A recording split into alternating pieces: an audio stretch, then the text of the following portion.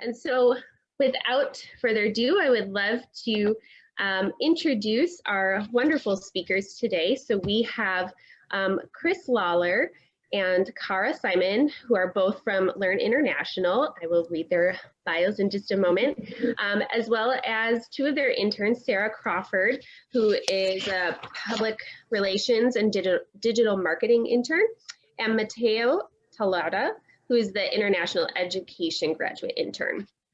So just a little bit about them. Chris is born and raised in Ireland. He embraces education in all of its forms. He is either building international education programs for Learn International's partners or enrolling in post-grad programs to keep the brain healthy and alive. And after completing his undergrad with a double major in archaeology and geography, he completed his master's in sustainable development, which included a multi-country European study abroad trip. And Chris is the co-founder and CEO of Learn International. So welcome, Chris. Thank you very much. Appreciate it. Yes. Cara Simon is co-founder and COO of Learn International. And Cara was raised in upstate New York and now resides in Ireland, just outside of Dublin. I'm so jealous. And she loves the field of international education and finds such joy helping students carve their own path and go abroad. She earned a BA from SUNY Gineso and then pursued her master's in social work from Stony Brook University, followed by a stint in the South Pacific.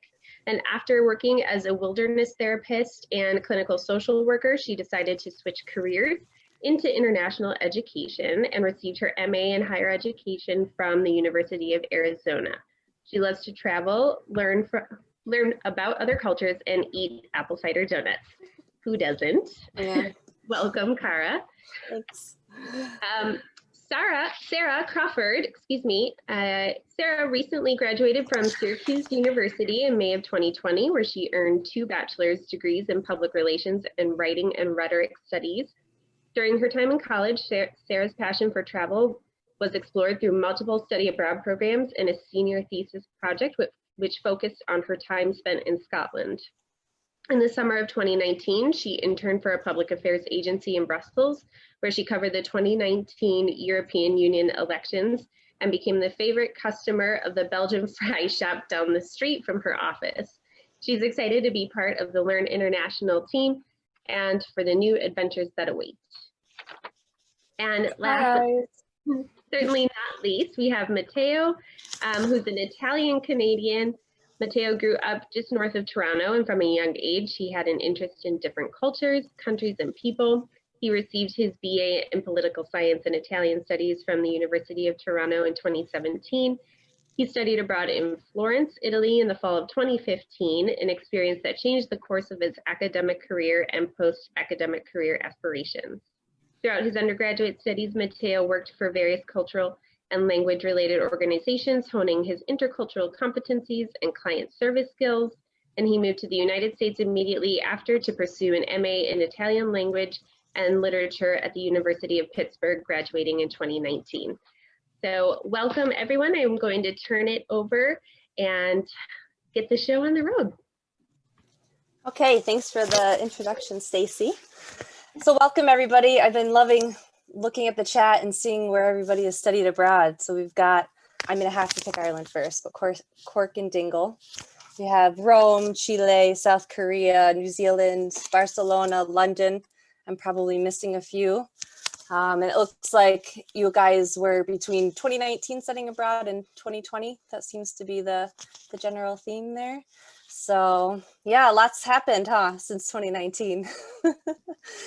So today, we're so happy to see all your faces. I have to say, for me, I haven't seen a student in quite a while, so it makes me really happy to connect with folks and from all over, kind of the country, but then the world. I mean, we even have, like Mateo's actually in Canada, so we have someone who's abroad right now. I'm actually in the US at the moment, visiting my family in upstate New York, eating all the donuts. So I'll just launch in a little bit. So you all read the paragraph and what the session's about. And what our goal is here today is, number one, to meet all of y'all and see your faces, and show you that there is this awesome community within international ed.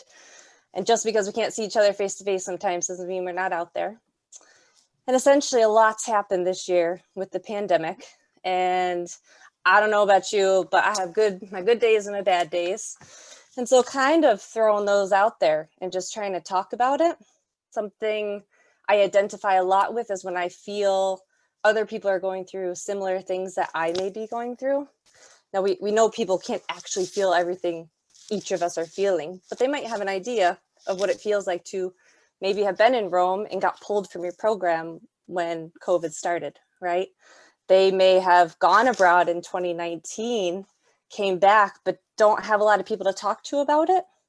So there's all these different scenarios that kind of come up, not just from studying abroad, but then specifically in 2020 with the pandemic, right? It's just created all kinds of thoughts, feelings, whatever. It's a hot mess. So what we'd like to do in this session is hear from you guys, have you hear from each other to see you're not alone. In fact, this is a lot of us from around the world, you know, us in Ireland and all that jazz. And then talk about what we can do to make it better. You know, those days when you're feeling like, oh, everything sucks. What do we do to think, okay, how do I get myself out of bed?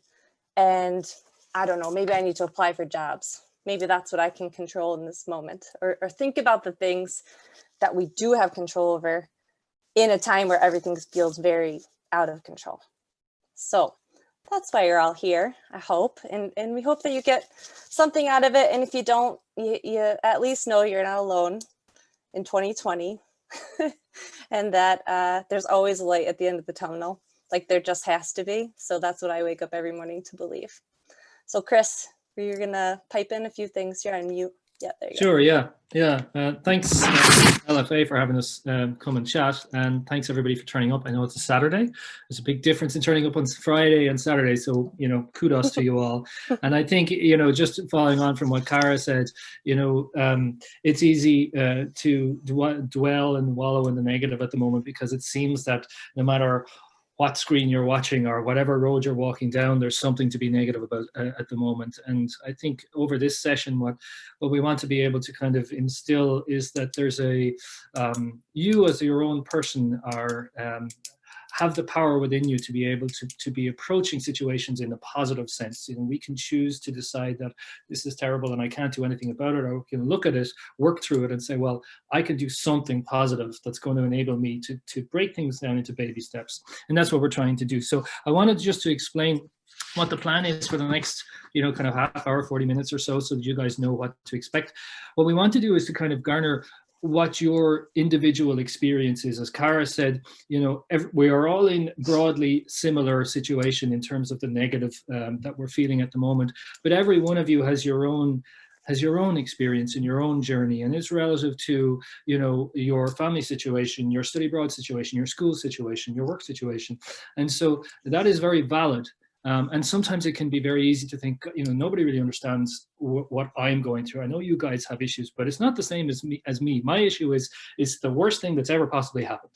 And what we want to be able to show you is that everybody is feeling a negative sense at the moment. And it's the time right now that we need to come together and share our thoughts. And so what we're going to do today is we're going to have a series of polls. And that's my phone is watches talking to me for some reason.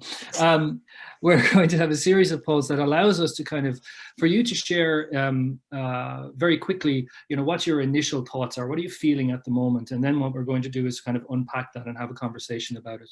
We'll have a couple of polls first. After that, then what we're going to do, depending on the numbers, and I think we can kind of decide that at the time, but we were going to break out into rooms. I'm not sure whether we need to do that or not. We can decide it as we go. And then the purpose of that is to have smaller groups so that you guys are actually able to share. It's not about us talking for the entire 45 or 50 minutes. What really we want to do is to provide the platform for you guys to be able to share your own experiences and then help each other have a little bit of perspective relative to what you're feeling. After our breakout session, what we will be doing is collectively sharing. So if we do break up into breakout rooms, then what we'll do is nominate an individual person who will talk about the general theme of what everybody talked about in their breakout session.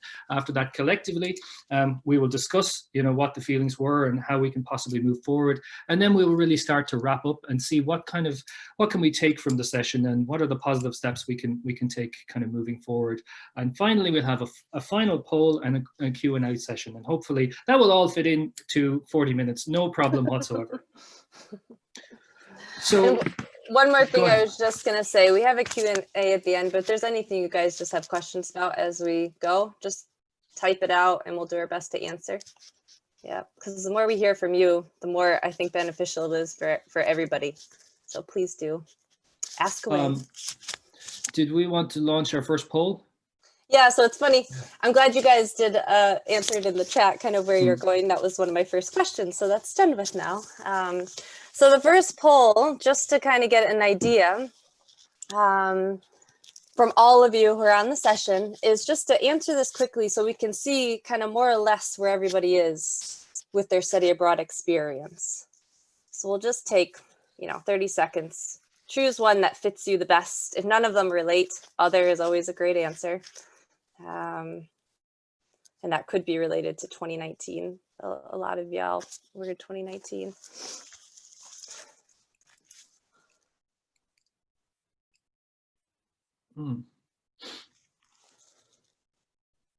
It's amazing to see the answers coming in. And you guys can't see the poll, right? You just answer. Is that how that works? Yeah, okay. I'm new to polls. I mean, I've taken them. So what we're seeing is all the percentages, right? Pop up in front of us. That might be everybody who has taken it. So really kind of interesting. So you see all the questions we have there.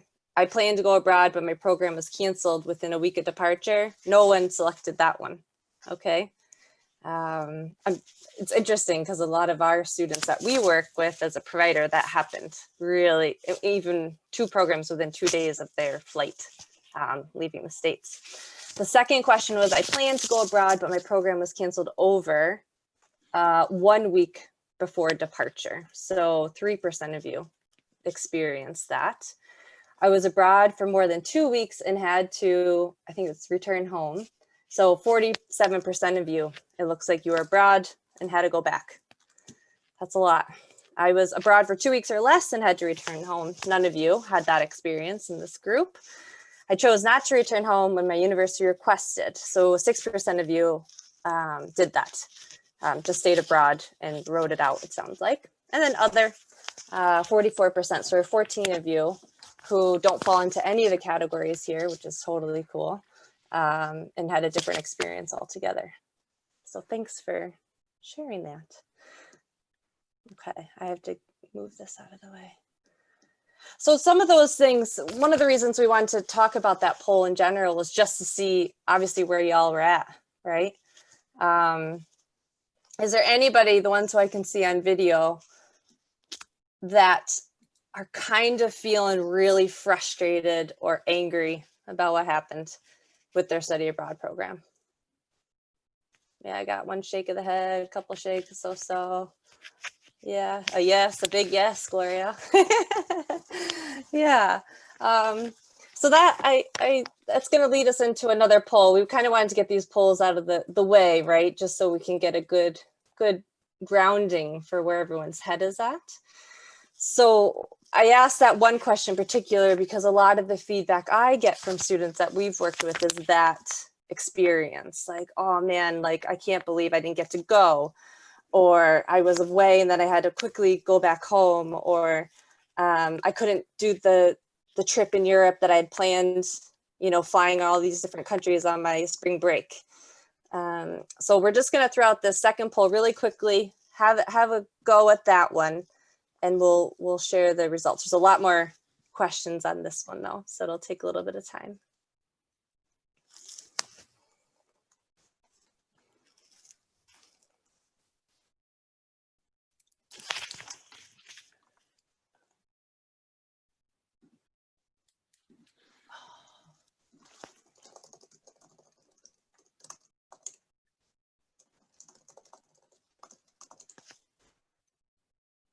I think it's interesting too that we saw so many students that were already overseas that were called back, and then also a few students that had to opt against the advice of their universities and decided to stay.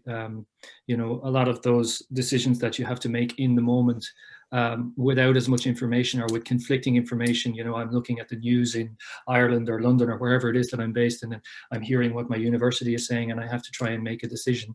And that's not something that's easily done. You can see that oftentimes, I mean, looking at different nations and different states and how they are dealing with the COVID situation on a, you know, a macro level at the moment, even they don't know necessarily what's going on and what's the best course of action and those types of things. And what you guys have had to undertake in terms of those that were either studying overseas or nearly went and it's just within reach and then it is ripped from you, trying to work through in your head, why has this happened? You know, did I do something personally? Of course you didn't, but it's unfair. And I've worked so hard, both from an academic perspective and, you know, in terms of paying for your program and planning it with your advisors. And, you know, some of you may have been planning this for years. Some of you, this was the only opportunity for you to study abroad. And we'll talk a little bit about other opportunities when in the wrap up today. But it's I guess what we're saying here today is that the purpose of these polls will allow you to see that, you know, there are a lot of other students that this happened to, and the industry in itself, I guess, didn't necessarily have a plan for COVID, just like the world didn't have a plan for COVID. So the negative that you're feeling is actually across the entire industry. It's not just students in undertaking the study abroad itself, it's the universities providing it, it's the providers providing it, it's the ancillary people that rely on study abroad industry, the bus driver in London that takes your tour around. There's a huge number of people that are feeling the hurt relative to the standstill of the study abroad industry at the moment. And we're all working through this together. So it was interesting to see where you guys are at. I don't know if we've finished, we're nearly finished with this poll, but it's going to help us to kind of see what you guys are feeling right now in the moment, and be able to kind of inform how we go forward from here with this session. So there's a way I just learned from my friend Angela here that I can share this poll. So you guys can just see the answers that everyone kind of took part in. I'm going to try and do it. If it goes away, I don't know what to do. Stop sharing. Okay, and I can share results. So does that work? Yeah? Okay, yay. I'm like a Zoom wizard. So what I thought, so looking at all these, does anyone have any thoughts about the percentages that are on here? Looking at how many people feel that they've learned from their experience, to me blows my mind. I mean, that like makes my heart happy. 67%, whether you had a positive experience and maybe not so positive, or things didn't go the way maybe you wanted, or maybe they did. 67% of you guys have learned from it. Like, that's pretty rad. And that's, I think, a big part of study abroad in international ed, at least for me. I'd say for Chris, I can speak for him, but a lot of us in the field, like, we like to hear that. What I'd love to hear is what you learned, but that's probably another session. So there's a few of you that feel frustrated or angry or have some regrets. And then there's some of you that feel super positive about it, which is awesome as well. So all of us have different experiences, right? All of us. I mean, we're all humans, we're all individuals. How we interpret those experiences is unique to us. But when you see polls like this, I always find it kind of heartwarming. I'm like, oh, other people feel how I feel. Okay, so maybe I didn't get to go abroad, or maybe I did, but I'm someone who chose, I feel that I've learned from this situation. So not everything is doom and gloom and, you know, the world's coming to an end, right? So using things like questions like this, like, how do you feel about an experience? Like, probably because I was a therapist in my previous life, I love talking about feelings. You either love me for it or you hate it, and that's fine. But I find them really important, because when we can talk about them and identify them, we find this like camaraderie amongst each other. And it just is easier to be like, oh yeah, that totally happened to me. Or I travel a lot, right, for work. I can't even tell you how many times my luggage has gotten lost. No, that doesn't mean I had to cancel a trip, like maybe some of y'all had to, but my luggage is gone, and that's really frustrating. And when I share that to people, I probably find 90% of the people have had their luggage lost and had to make a claim. So it's just these tiny little moments, right? When you feel like it's happened to other people. I don't know. I feel a bit calmer knowing that other people feel that way, other people experience that way. And then my thought is, what am I learning from every experience that I have?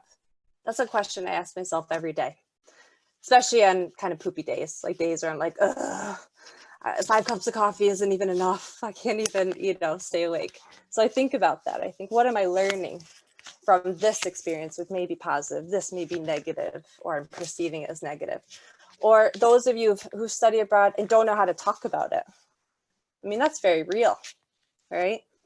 How many of us have had an experience that you feel like, okay, maybe where I grew up, I don't know anybody that studied abroad where I grew up in upstate New York, not one person. In fact, I didn't study abroad in my undergrad. I did it after graduate school. And it was because my family didn't have enough money, right? So I didn't know that loans were available to help me pay for study abroad. So I just didn't have that opportunity. And then I didn't appreciate, there's this whole other network of people that have experienced study abroad or wanted to and couldn't. And it wasn't until I started talking with them and getting to know people, I was like, all right, I'm not the only one in the world going through this. Does anyone else have anything to say? No? I think that Yeah. please go ahead. Yeah. Sorry. Yeah, I think I had a lot of different emotions from like the day for my program, we were required to go back to, California, and I don't know, I just felt like so many emotions. I was like really nervous because I was like, I don't know what to do. Like they just sent us like an email full of information, but I was just already like overwhelmed overall. But one of the answers I did choose was frustrated because I remember y'all said this before, but it was how, like for me personally, I've been planning like studying abroad since like the incoming of my freshman year, and like I don't know. Sometimes I'm like regretful because I was like, maybe I should have studied abroad like my sophomore year instead of my junior year. And like, I don't know, I'm just like kind of looking back on my choices, especially the choice of like studying abroad my sophomore year, because I was about to do that, but I just didn't feel ready. And then when I finally chose to go study abroad in my junior year, that's when I was like, okay, like I'm super excited. Like, I'm ready for this. And like, I did study for the whole fall semester and like during winter, right, until like March. And so, yeah, that's how I felt at that time. But I think overall, like my experience abroad was like super, super positive. And I don't think I would change what I did in the past, as in, the only reason I say that is because like the people I met abroad and like the professors and my roommates and like everything, I think like I'm like thinking like, oh, I wouldn't have met them, and and like they're like they're very close to me, and so yeah, I think I definitely wouldn't change anything. But I definitely learned a lot from like, I just felt like I wasn't alone because there's millions of other students who were also studying abroad, and like they also had to like go back home. So I was like, I know I'm not alone, but it was still very stressful. Yeah. I mean, have you guys ever heard of the stages of grief before? People have kind of said that if you lose someone or a pet or something, like grief can apply to things as well. I feel like a lot of what you just said, Gloria, is kind of going through those stages, and they don't always come in an order that is predictable. So you might have felt frustrated, or then you might feel angry. You might have said a lot more cuss words than I can say on a video. You also might have been like, all right, stuff happens, gotta roll with it. Like, what else can I do about it? And then you might have gone back to being angry and ticked off, right? So thank you for sharing that, because that's that's kind of something I think a lot of us are going through, but maybe don't say it out loud, right? It's sometimes like, well, who do I say it out loud to? So on those days, a little tip that I used to share just with friends, even having rough times, I just write stuff down. Like if I'm having one of those days, I don't even call it a journal. I just have like my to-do list pad. So I write all the to-do list things, or I'm like, I'm feeling this, and I just write it down, and it gives my brain a break to just turn off and kind of move on to something else. So yeah, thanks for sharing that. I think a lot of us are just, whether you're a student, you're out of school, we'll hear a little bit from Mateo and Sarah and what their experience was like. And it's very similar what everyone at some level is going through. So thanks for talking anyway. Yeah, so we were gonna do a breakout session, but I think we might skip that. What do you guys think? Yeah, I wonder if there's anybody else Co-hosts? who'd like to share. Thanks very much, Gloria. Is there anybody else who'd like to share their situation or what they're feeling about the past or the future or anything in relation to themselves? Yeah, Well, yeah, actually, I'm sorry. Go ahead. That's great. No, Miranda, you go. That's very sweet of you. First of all, Gloria, thank you so much for sharing that. I totally identified with a lot of what you were saying. I was in Barcelona for the 2019-2020 school year, and I was supposed to come back in like May. And so when COVID hit, I had like 2.5 more months left, and I booked all these trips. I was going to finally get to do my own solo travel, all this amazing stuff I had to look forward to, and sort of really being off on my own and like doing my own thing and not having to be in class because we've been working so hard that semester. And it felt like when COVID hit, like everything came to a screeching crazy halt, and it seemed that within about 48 hours everything was shut down. All my friends were getting on planes, and I had quarantined in Barcelona for a week, and then the school called and said, we would highly recommend you come home, like that is a hotspot for the virus, you need to get back. And I was like, no, it's 2 weeks, like I'll be fine. Like my roommates made a schedule, we're gonna have dinner together every night and have movie nights and like watch I don't even know. And then my dad called right afterwards, there's a plane on Sunday, you're on it, like there's no, you have to come back. And it didn't really hit me until I was landing in San Diego, where I'm from. Like it was really, really over, because my experience going and coming back, there was no big, the best word I would use is like crescendo or decrescendo. It was just very one right after that, because I had a lot of visa issues. So I got my visa 2 days before I got on the plane because there were so many problems with the consulate. And then I had 48 hours before I came back and everything was closed. So I couldn't go do like my last Best of Barcelona tour that I wanted to do.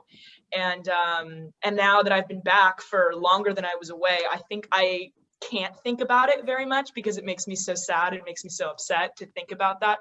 I'm so fortunate that I had my fall semester to get to travel and meet so many incredible people, and I got to enjoy the city, and I feel like I really did make the most of it. But that just sort of the way that it hit so quickly, and I was supposed to go to Paris the next weekend, and like that didn't work out. It feels like a fever dream in a way. And I talk to my friends and my professors and stuff from over there pretty regularly. And I don't know if anyone else can relate to this, but I don't want to bore people here being like, oh my God, like when I lived in Spain, like this, and this, because nobody wants to get their ear talked off like that. So my roommates have been very understanding and very sweet about that here, letting me run my mouth sometimes. But it's definitely, and it's something, as someone, I want to move abroad permanently at some point in my life. And so it's definitely sort of an interesting balance of what am I doing right now? What can I focus on right now that gets me to where I want to be in 2 years? That puts me in a positive mindset that I can do the best I can today, which is I'm taking notes for my class. I have this really cool event that I'm a part of, and I get to meet some new people. And that sounds like a pretty good deal to me. So yeah, thank you guys for listening. And I'm interested to hear what other people have to say. Thanks, Miranda. I think that, again, you could see with Gloria and yourself, you both had feelings of like, oh, this is crappy and all this stuff. And then you're flipping it, trying to find a route or a path to take to put it on its head, right? It's like pivot in a way to make sense of the uncontrollable.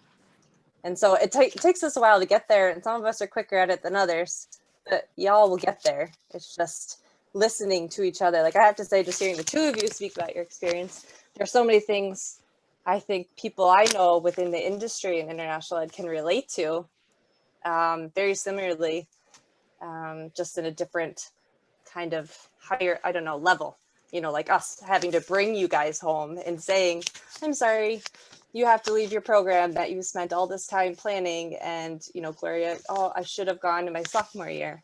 All those things, like we can't control any of that, right? You can't go back to your sophomore year, Gloria, and go again. So we have to like deal with what's in front of us and move on from that. So one more, we had Sarah. Were you going to say something? Oh, yeah. Hi. Just to keep it short and sweet, because I agree with everything that Gloria and Miranda were saying, but I feel like the hard part has been the inconsistency of like how I feel about it. Like sometimes I'm really thankful for it, and other days like I'm so upset that it happened. And I agree that like nobody here really wants to hear about what happened, because like it's the same sob story every single time. And everybody tries to tell me like, but you did get time. I actually, one girl that's here, I studied abroad with. And so I'm sure she's had people say that to her too. Like, you know, you did have 7 weeks in Dingle. But I was like, okay, yeah, but like, that's not what I was supposed to get. And I think I'm having a hard time like being thankful for what I did get, because it felt like it just went way too quickly. Like they say that the 3.5 months they fly by. Imagine doing half of that. So that's why I'm having a hard time. Can I jump in there? No. So we thanks very much for sharing, and I hope you know others that are feeling comfortable in sharing will do so in the next little while. But one of the things that I wanted to say is that sometimes the context of the feelings that you're having in a broader context of what's happening in the world in terms of COVID times, you can feel that it's not okay to be upset about the fact that I didn't get my 15 weeks, I only got 7 weeks in Dingleton. You know, those people that are not engaging in study abroad or study, you may think that they will be feeling that, you know, you really shouldn't be complaining, giving the broader world at the moment. But I think it's obvious with the amount of people that have turned up here and across the entire industry that it is perfectly fine to feel the way you're feeling. You know, everybody has their own personal bubble, which is their life, and there are the influences that go into it, and your hopes and dreams, and the most important thing in your life is the most important thing in your life. And if that's study abroad, then that's okay to be pissed off if it doesn't happen, to be angry, to be questioning, well, why did this happen? And it doesn't have to be either, well, I shouldn't complain because there's bigger, badder things happening in the world at the moment, or your study. They run in tandem. So you can be upset about what's happening in the world and also upset about your situation with study abroad. And that's a really important thing for you guys to take away today. It's something that I think we talked about in advance of this session, and if nothing else is taken away, I think that's important. And then secondly, what I wanted to say was, I think it was Gloria, you were saying, you know, you didn't feel ready to go, and now you're regretting the fact that you didn't go. And just rehashing what Cara was saying is that, you know, we need to think about what is it that we can control. So it's fine to go through and work through the emotions that we're having related to what happened in the past, but we cannot control anything that's happened in the past. We can only control things that are in the future. And so what I would say is that life is a series of challenges, every day, every week, every month, every year, those types of things. And what I would say is you use how motivated you are now with the loss that you feel in terms of not being able to study abroad or having it pulled from you or those types of things. You have a long life to live ahead, and the world isn't going anywhere. Study abroad is going to start again. When is it going to start again? We don't know, but it will. International travel will start again. And so flip the anger that you're feeling at the moment and use it as a motivating factor and say, well, I am going to go. What am I go and research and say, well, you know, I went and I spent 7 weeks, Grace or Sarah, in Dingle. Where am I going to go next? I'm going to go to London or Australia. I can't go right now, but use this time in a positive light. Research it. If you're going to Italy and you don't know Italian, go and learn a little bit of Italian. Learn the geography of the area. Learn the culture of where you want to go. and you'll be more prepared once you get there. It's a positive step, as Miranda was saying. You know, I like your input that, you know, what I'm going to take these baby steps, and they're all going to get me in 2 years' time. They're back to where they want to go. In the grand scheme of things, 2 years is not a huge amount of time. And once you're there, you'll feel all the better that you've really put the effort in to get there. And that's the most important thing, I think, that with life challenges, in the 2 years' time, Miranda, when you're there, you'll look back and you'll be proud of yourself that you have the mental strength and the emotional strength that you went through this piece with COVID and with the lack of study abroad and your individual experience. And it sucks right now, but it's actually going to allow you to grow as people. And it's hard sometimes to have the context of that. Thanks, Chris. So we have about 10 minutes left. This is fun. We tend to talk a lot, especially since I've lived in Ireland. All they do is talk over there, so I'm getting good at that. I wanted to have Sarah introduce what we're going to do in our breakout rooms. And Sarah, when you're explaining the next session, we'll just have people type in the side what their answers are. I think that will just be the easiest so we can all see. So it made me get like, anyway, Sarah can explain the next section. Yeah, so basically what we're gonna have you guys do to like kind of put into context everything that's happened is to start thinking of it as like a fuzzy and a nasty. You guys may have heard of it called as like a rose and a thorn of your experience. It can be in the context of your study abroad or even just in 2020 in general. So basically, when I was in college, I just graduated in May. So I had the like last part of my senior year basically go online because of COVID. So in my student groups when I was on campus, what we used to do is like do weekly check-ins with each other. And it's really hard to be positive all the time, but it's also not great if you're negative all the time. So it's really important to strike that balance in your life. So what we would do would we would start our meetings with sharing the nasties of our week, or in the context of this scenario, it'd be like the nasty of your 2020 or your abroad experience, to try to get like, you know, the obvious like bad things that happen to you, because it's so easy to focus on the negative when you know, it's at the forefront of your mind, and that's a much easier emotion to feel. And then once you get that out, then you can start to think like, okay, well, what do I have left over? What did that bring me to, or what has that given me from that experience? And that's when you can start to look at the more positive things in your life. So if you guys want to type in the chat what your nasty would be from your experience and what your positive or fuzzy would be, I can give you guys an example. So if I was sharing mine, I would say like my negative would probably be losing the last semester of my senior year. I didn't get to graduate. I didn't get to see most of my friends because we all left for a super fun 2-week spring break, and then nobody came back. So there were a lot of things that, as I'm sure you were looking forward to, I also didn't get to experience. So I can really relate and sympathize with you guys on that. But after getting those like really negative, obvious things that happened out of the way, I started to think about all the good things that were left, which was that I got to spend time with my friends back at Syracuse, quarantined together. And now that I've moved back home, I really had a chance to like slow down and evaluate what I really wanted in life instead of going 24/7, because I was so involved and never got to stop and look around and be like, what do I really want in life? What really makes me happy?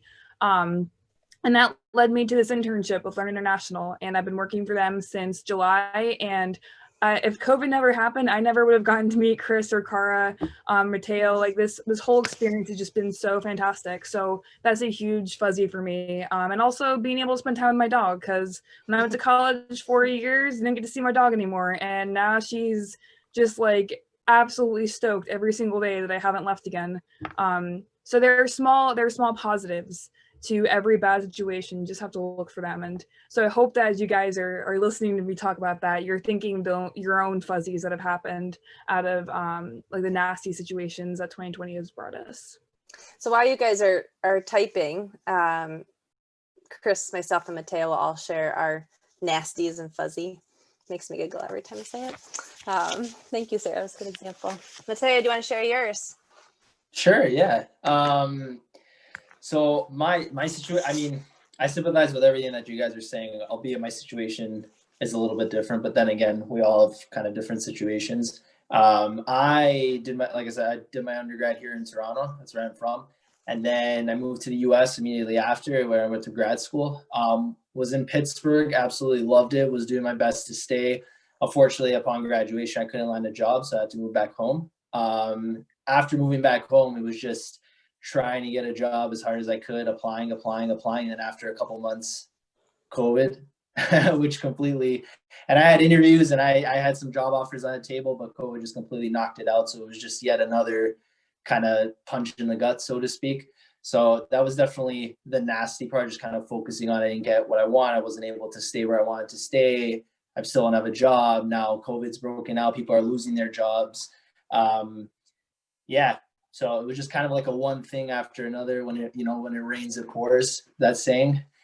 But the fuzzy, I will say honestly, for as long as I've been here, moving back home, I'm not living on my own. So I don't have all the expenses that come with living on your own.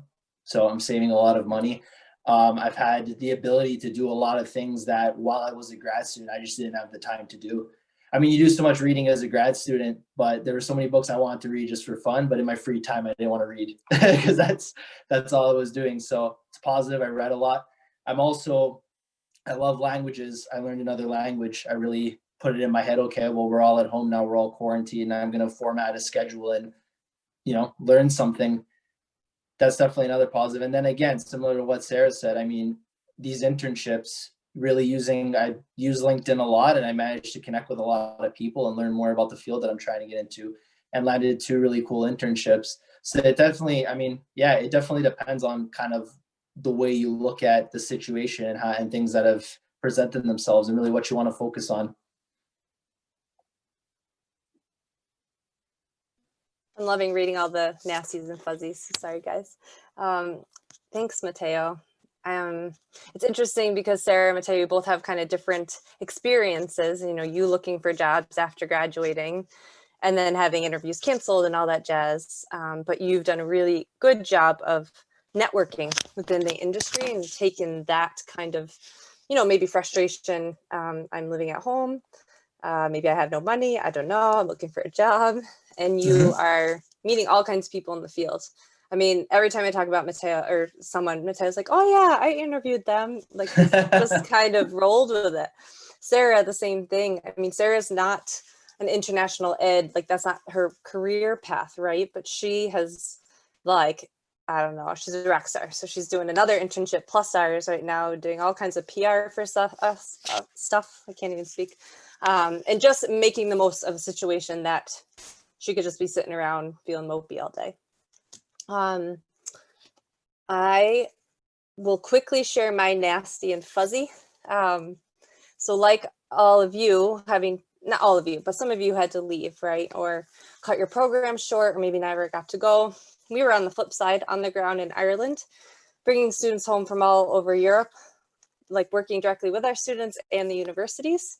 So that was a pretty big nasty, right? And then within 48 hours, every program that we had, so 500 students that were supposed to come to Ireland and Hungary and Italy and all these places, canceled. So my fuzzy take home is that, to my knowledge, everyone got home safe and sound and did not get sick, at least on my watch. Our watch, I shouldn't say my watch, but it was a lot of hours coordinating, making sure people had what they need. And I got to come home to my family and just hang out with them. Like I never get this kind of time with my parents who are getting older. So that's my fuzzy. So thank you guys for sharing all those things. I know we're running out of time. This is always what happens. So Chris, did you want to? I think what I'll skip because I want to do that video in the wrap up, and I'm looking at all of these nasties and fuzzies, and I think it's really cathartic to be able to go through these things and read them out. And you'll see, if you guys you're typing your own, but do take time to read everybody else's, because there is this common theme of this short term, and I don't want to be flippant about it, but a short term negative upset. But like, for example, I'm looking at Grace there, discovered that she wants to be a travel nurse. So the time that she's spent away from this engaging with study abroad, she's realized that actually she wants to travel and she wants to be a nurse abroad and those types of things.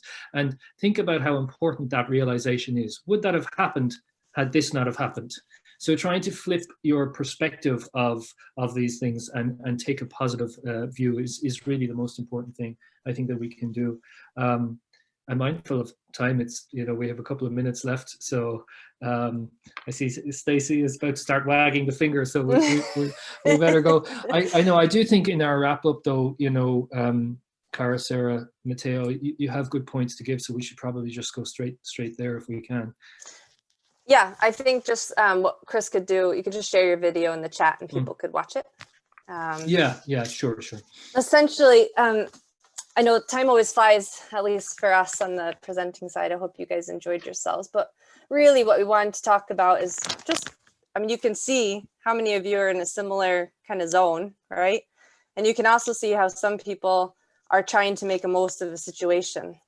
And the biggest takeaway that I would hope for you guys, and everyone has something different, is to understand that we can't control everything that's going on around us, and to find out what it is that we can control so that we feel like we're growing and we're making change in our lives. So none of us expected a pandemic in our lifetime. I don't think none of us expected to not be able to do the things that we had planned. And so we're having to reevaluate ourselves, but just know that we're all doing it, right? And we'll all take these different paths that are going to lead us to a direction that maybe would have never thought of before the pandemic started. So, Matteo, Sarah? Yeah, Cara, I agree with everything that you just said. I guess the point that I'd like to add is, especially when it comes to emotions, we like to say, oh, be positive all the time, but realistically speaking, that just doesn't happen. Also, if you were positive all the time, being positive wouldn't be a thing. It would just be your natural state of being. So take it easy on yourself. That's something that not a lot of people say. You could have a bad day. It's absolutely fine. And it's understood based on, and I've been reading the chat, based on everything that you guys have said. It is an unfortunate time, and kind of the experiences that you went through did suck in large part. So it's fine to kind of have a day here or there. I guess the goal would just be to not make it a constant. Try to, again, continue to focus on things that you control and what you can do, things that are within your reach, things that you can change based on your day-to-day. That's really what's most important. But if you have a day or two in which, you didn't follow the schedule that you want to do, or maybe you just feel down, you just want to watch TV all day and not do anything, absolutely fine. Just don't do it every day. Yeah. Sarah? Yeah, I think that the biggest thing that COVID has taught me is that there were so many stereotypical sayings about living in the present and stopping to smell the roses that I thought I understood, and I was like, yeah, I do that. I appreciate every day. And then COVID happened. I'm like, I really didn't. I didn't understand the full context of what that meant. There were so many times, even the few weeks before COVID happened, where I'd be like, oh, I'll just do that some other weekend with my friends. And I think all of us can probably point to one thing where we're like, you know what?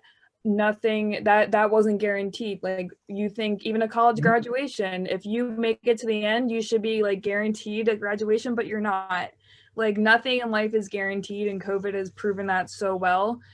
So it's so important, and I think there's so much that we've now experienced to help us realize every single day is a blessing, and there's so much that we can learn to appreciate and find that's fuzzy about every day that happens. So make the most of every situation, and you never know what's gonna happen. So if you want to do something, do it. And yeah, that's my best advice. Great observation. Chris, did you want to wrap it up? Sure, yeah. I don't know, do we have time for our last poll just to see what people are feeling at the end? We don't? Okay, no problem. Well, the last thing that I wanted to do was, and this is a little bit out there, and it's taking it down to the absolute micro, and I have a challenge for everybody here. And it just harps back to what I was saying to you before, is that you have a choice now from today onwards about how you reflect on these things. Like Matteo said, it's perfectly fine to have a day. I had a bad day yesterday. I'm feeling great today. So that's okay. But the challenge that I have for you is to do something positive in relation to your next trip overseas, because there will be one. It might not happen next week, but it might not happen in 6 months' time, but there will be one. But you're the person who has the power to make it happen. And that may be just something minute, as in, I'm just going to Google, I was in Dingle and now where am I going to go next? And suddenly it's the seed of an idea. And then you get a plan together. How am I going to pay for it? Is it going to be a study abroad program? Or maybe I've already graduated. Well, that's fine. I'll do a work and travel program. Or maybe I'll just do a holiday, those types of things. One of the collective things that we all have here today is our love of everything global and travel and intercultural competence and language and everything that you experience when you get on a plane or on a boat or in a car and you drive to another country. That is something that we all love here. And it's actually very easy. You just have to decide it yourself. And so my challenge for everybody here today is to just take that one little step. I'm going to send a video to you. I hope people don't think it as condescending. It's not in any way meant that way. It's Make Your Bed. It's a 2-minute video. And it's a commencement speech by a Navy Admiral. And he's talking to a class about the little tiny things that you can do on a day-to-day basis. So it's not about study abroad, it's about your own positive mental health. And getting up in the morning and making your bed gives you a win the very first thing that you do. And if you have a crappy day and you come back to your bed, it's made, and you think, okay, tomorrow can be better. So that's just a tiny little thing, but one thing leads to another. And you can take it as you want. But it's a great 2-minute video just to watch to get you in the right frame of mind. But my challenge is find your next destination internationally. Yep, totally back that up. The last thing I wanted to say is we had a little PDF to put up here, but we'll write our emails in the chat just in case you ever want to just say hi, chat, whatever. Talk to us about advice. I mean, sometimes we have good advice, sometimes we don't, but you're welcome to at any time. So I'll just write those now while Stacy wraps up because we're over time. Wonderful. Thank you so very much, Cara, Chris, Mateo, and Sarah. That was absolutely wonderful. And thank you to all of you who shared your stories. I think that's really powerful. And this was just amazing. This was everything we were hoping that would happen at this conference. So thank you all. Before we go, we want to take a quick screenshot of all of your beautiful smiling faces. So for those of you who don't have your cameras on, if you can just turn them on for a quick 30 seconds. And once we get everybody in there, we'll smile and Erin will take an awesome screenshot to commemorate this.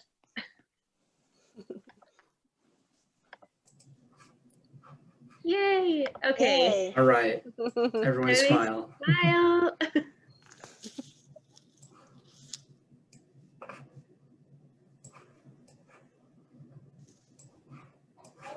Got it. It's a lot of photos, huh? Well, thank you so much again, everybody. And please join us for the coffee break, which has probably already started, but you can still make it in time to learn about Canva. So enjoy, and thank you again.